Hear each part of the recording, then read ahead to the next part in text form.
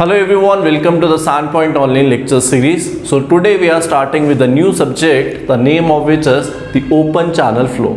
Now this particular topic is part of the fluid mechanics, and this portion is mainly for the civil engineers.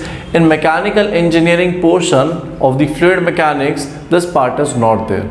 If we compare the syllabus of civil and mechanical engineering for the fluid mechanics, then for mechanical engineering more stress has been given to the hydraulic machinery, which includes your pumps and turbines, while this topic, that is the open channel flow, is there in the civil engineering syllabus. And the reason for this is because whatever subjects we are studying, like the irrigation canals, then we have sewage systems, roadside drains, all of these, they follow the open channel flow. So that is why this topic becomes important for the civil engineers rather than the mechanical engineers. So these are the topics which we'll be studying in this. The first topic or the first chapter under open channel flow will be the introduction part, where we are going to see what is the difference between open channel flow and the pipe flow. Then we are going to see what are the various types of flows which are possible, what are the parameters or the characteristics of the open channel or the drain in which the water is going to flow.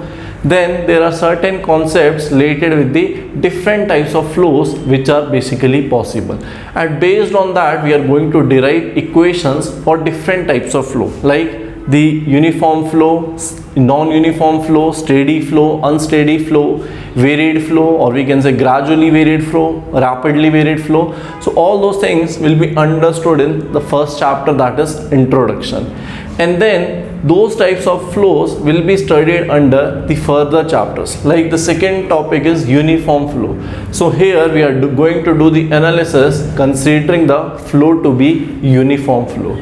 Then we have energy depth relationship. This is also important topic because many times question come from this particular topic only. Then we have gradually varied flow, rapidly varied flow. So basically these are different types of flows. And if I talk about this one, rapidly varied steady flow, this is nothing but the hydraulic jump. If I talk about gradually varied steady flow, then the term that we use for this is backing up of the water. And this is rapidly very unsteady flow. Here we are going to talk about the surges. As of now, these things might appear difficult to you, but in the introduction chapter only we are going to understand what are the different types of flows that are there and what is the basic difference, why we are calling them with the different names. So all that portion will be taken care in the introduction part. So I can say that the introduction chapter becomes the most important among all of them, because further will be just the application of the concepts that we are going to learn in the introduction part.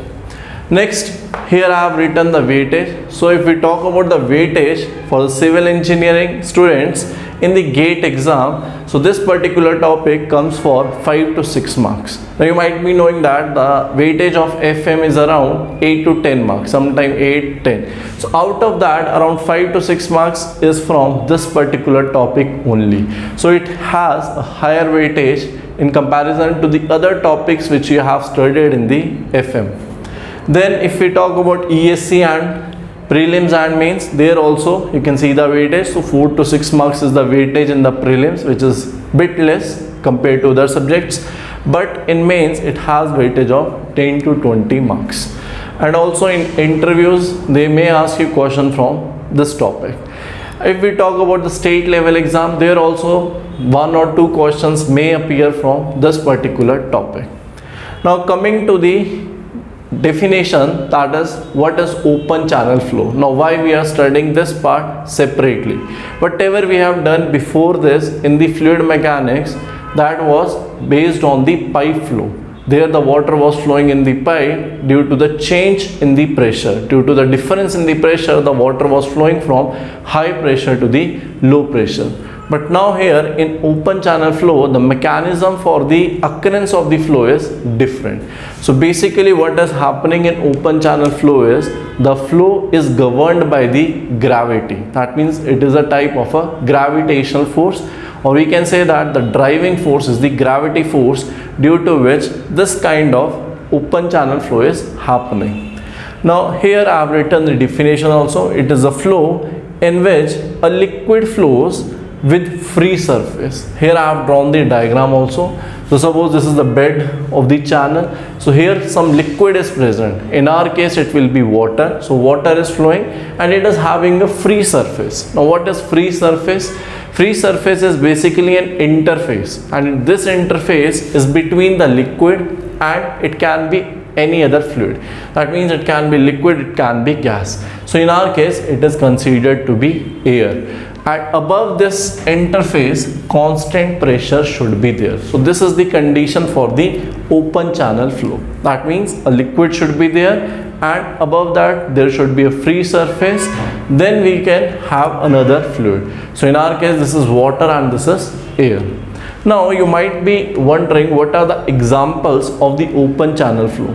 So you might have seen many such examples in the real life also. I have written some of them here. So river is a type of a open channel flow. The simple reason being the flow is occurring due to the gravity, plus we have liquid as water, and above this interface or the free surface we have the air, and there the pressure is atmospheric, and we know that atmospheric pressure will be constant throughout. So that condition of constant pressure is also getting satisfied. That's why we are calling river as open channel.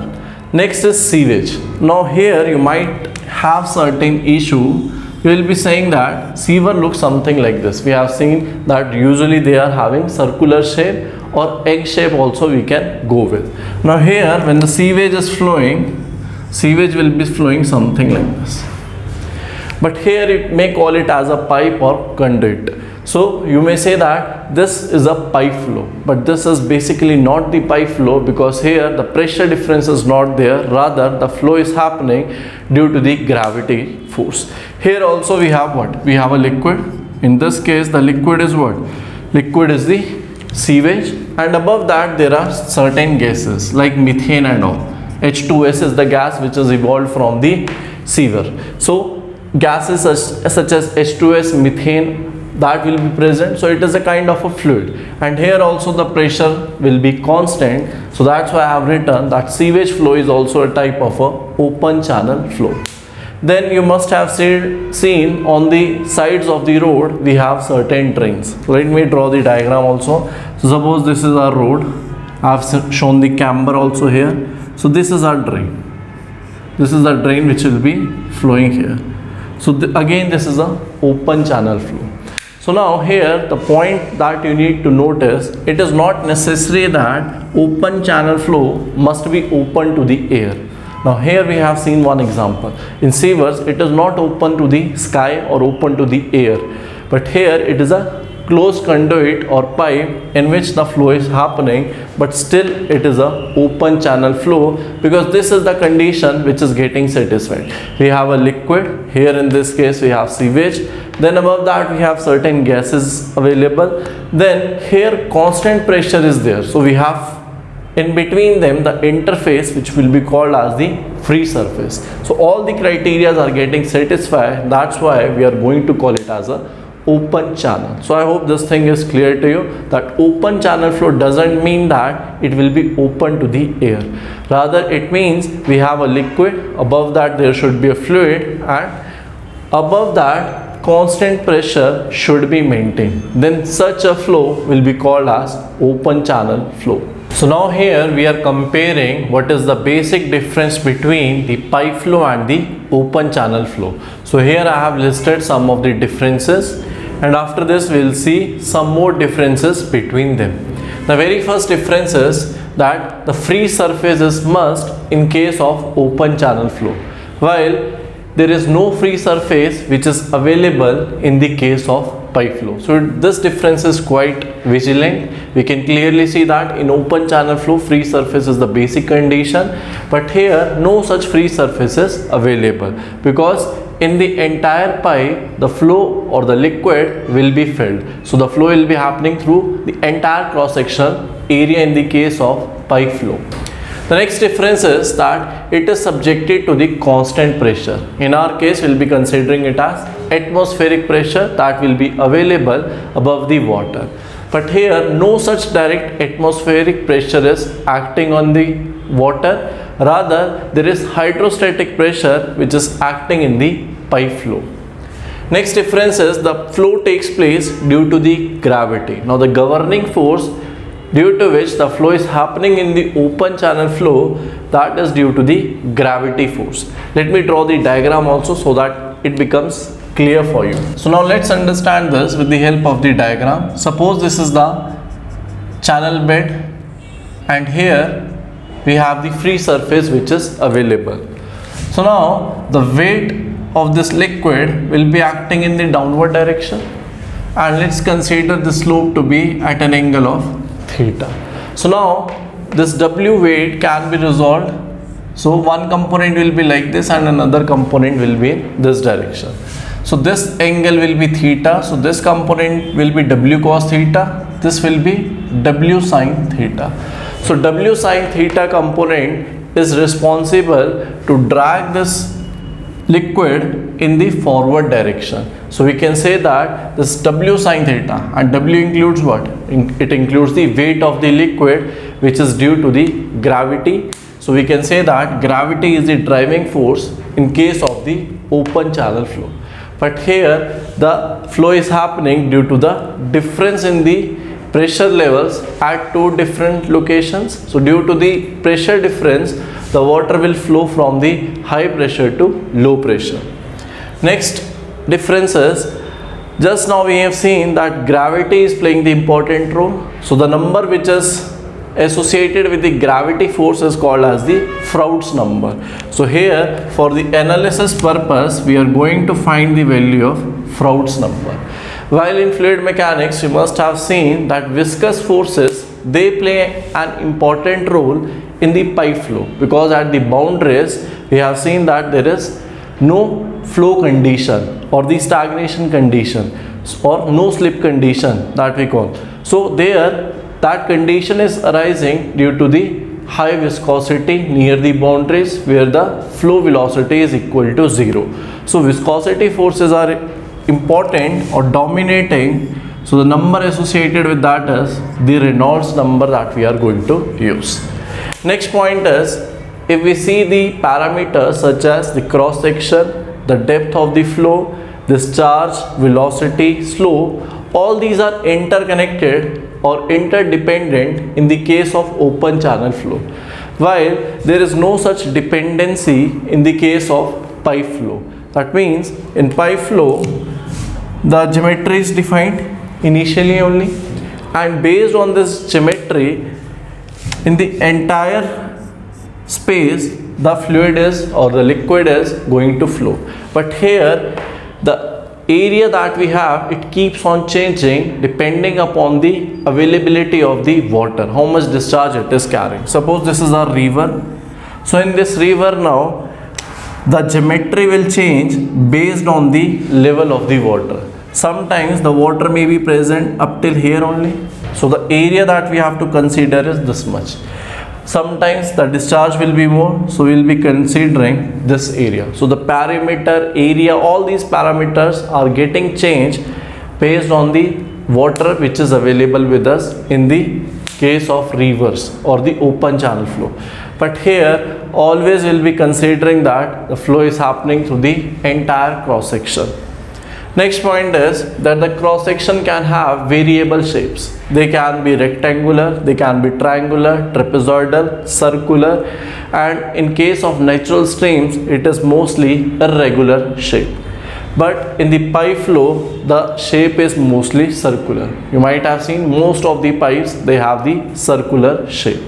But here we have various shapes which can be possible. Now let's see what are the other differences between these two. Now this type of concept that we are learning here, which is the difference between these two, the question on this are usually asked in the interview, and also you may expect some objective question from this portion. Like question can be, which number is associated with the OCF, or which number is associated with pi flow, then you should know that here the flow is happening due to the gravity, so Froude number will be important here. And here viscous forces are playing important role, so Reynolds number will be used to define the type of flow. So now here is the next difference, which is based on the position of the HGL line. Now what is HGL? It is hydraulic gradient line.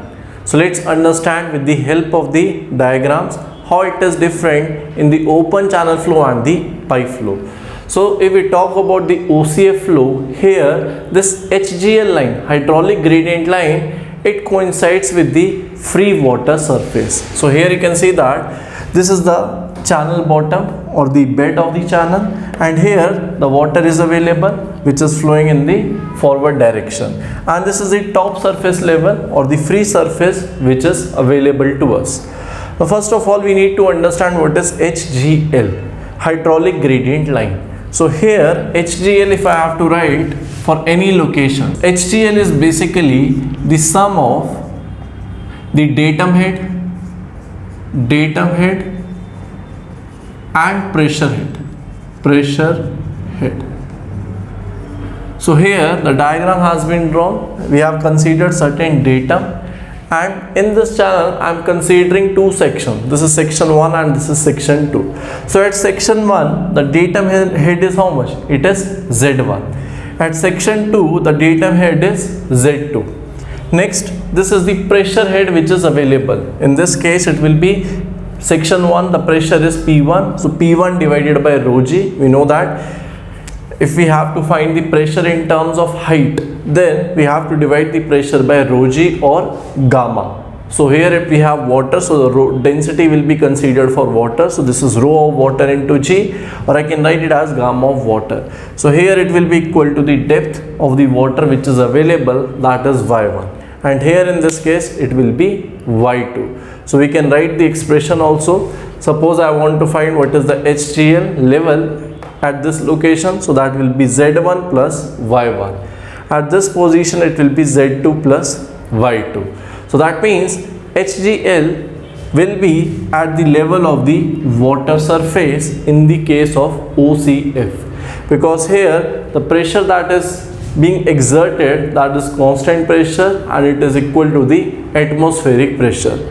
Now above this there is another line which is called as total energy line or energy gradient line. Now why it is called as gradient? Here also we have seen hydraulic gradient. Gradient means basically the change. So here we are saying how much change is happening in the hydraulic head when we are moving from section 1 to section 2. Let the difference between section 1 and section 2 be L.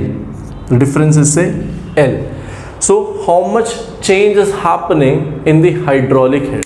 So hydraulic head is basically what? It is the sum of datum head and pressure head. So here how much is the datum head? It is Z1, here it is Y1. So I can say that HGL value at this location will be what? It will be Z1 plus Y1 minus, because we have to calculate the change. Here it is Z2 plus Y2, and whole divided by the distance in which that change is happening. So it will basically Z1 plus Y1 minus within brackets Z2 plus Y2 whole divided by L. I can write it also that HGL will be Z1 plus Y1 minus Z2 plus Y2 divided by L. So here we are seeing how much is the difference in the hydraulic head. Hydraulic head is datum head plus pressure head. So this is at section 1, this is at section 2, and we are seeing this change over certain distance which is L. Same way now we are talking about total energy line. Now what is the total energy? Till now we were considering only the datum head and we were considering the pressure head. Now we have to also consider this kinetic head, V1 square upon 2g and V2 square upon 2g. So when we are going to consider this kinetic head also, it will be called as the total energy line. Earlier it was called as HGL, hydraulic gradient line. Now it is total energy line. Now here also there is certain difference. We can find the value by considering one more term here, V1 square by 2g, and here we will consider V2 square by 2g. Now, what will be the value of this difference? So basically we are subtracting this value from this value, and the difference of these two is shown here, which is the head loss that is happening when the flow is happening in the forward direction. So ultimately the TGL will be what? Or TEL, total energy line, which is also known by the name of energy gradient line. So this is nothing, this is HL divided by L, which is the head loss divided by the total line. So this is how we can represent it. Now same thing when we see in the case of pipe flow. Now what is the difference here? This is a pipe which has been shown. Again we have certain datum present here, from where we are finding the datum head at two sections, Z, section 1 and section 2. So the respective value of datum head is Z1 and Z2. But now using the piezometric tube, we are going to calculate the pressure head. Now suppose you have inserted the piezometer here. Suppose at this location I have inserted a piezometer, something like this. So the level of water in this piezometer will be somewhere here. That means the pressure which is there at this location will be represented by the height of the water in the piezometer. So that height will be basically P1 upon rho g. Similarly at this location also we are going to insert the piezometer. The height that we are getting is P2 upon rho g. It will be in terms of height. I can write it as Y1 and Y2 also. So now here it is being seen that the pressure will be more than the atmospheric pressure. So here this HGL line is above the top level of the water surface, which is written here. HGL is above the top water surface level, because here the pressure is hydrostatic, it is not atmospheric. Here the pressure was atmospheric. So here we were getting the value of the pressure head as P1 upon rho g, which is equal to Y1, that is the depth of flow. But here the depth of flow is different, and the pressure head that we are getting, it is different. So now if we do the same analysis here, clearly we can say that HGL will be above the top surface of the water level, or it will be above the pipe level. So this is another difference that we have to understand, which is between the OCF and the pipe flow. And there is certain difference from the theory which we have just studied. Here I am saying that HGL coincides with the free water surface. But if we go into more depth, it is not basically coinciding, it is somewhat below, very much closer to this only. So this is the water surface. HGL is basically very much closer to this, and it is below the water surface. Now this thing we are going to study in the further lectures, why it is happening. But for now you can understand that HGL and the free water surface, they are coinciding. But in reality HGL is slightly below, very much less differences there which cannot be seen or which cannot be analyzed properly, but still there is some difference that we are going to see further. Now the next difference that is there in OCF and pipe flow is with respect to the velocity distribution. So it has been seen that generally in OCF, that is open channel flow, the flow is turbulent, which is the most chaotic flow. While if we compare it with the pipe flow, here in case of laminar flow, we know that the velocity distribution is something like this. This profile is called as the parabolic profile. At the top and bottom of the pipe flow, we know that the flow velocity is 0 and it is maximum at the center. And if we want to derive what will be the value of velocity at any level, then for that this expression has already been derived in fluid mechanics. So the value of velocity at any location will be the maximum value which is there at the center. Within brackets we have 1 minus r square upon capital R square. Capital R is the radius of the pipe and small r is the distance from the center where we want to find the velocity of the flow which is happening inside the pipe. Now here this kind of velocity distribution has been drawn considering the laminar flow. So for laminar flow we get the parabolic curve. But same thing when we see in the OCF, as we know here, it will be turbulent flow. So the shape of the velocity distribution is not parabolic, rather it is logarithmic, or we also call it as power law distribution. So this kind of distribution we are going to see in the case of OCF. Now here the surface velocity will not be the maximum velocity. The maximum velocity will be attained at certain distance from the free surface. So at top you can see this is the free surface. So from here at a distance of 0.1 to 0.15 times of the total depth which is available. So suppose total depth is y. So 0.1 to 0.15 y, or I can say 10 to 15% of y. If we go below the water surface, there we are going to achieve the Vmax value. So surface velocity is not the maximum value. So here the point that you have to remember is how is the distribution of the velocity. So it's not parabolic, rather it is logarithmic, or we can call it as power law distribution. So these are the basic 8 differences which we have seen in the pipe flow and the OCF.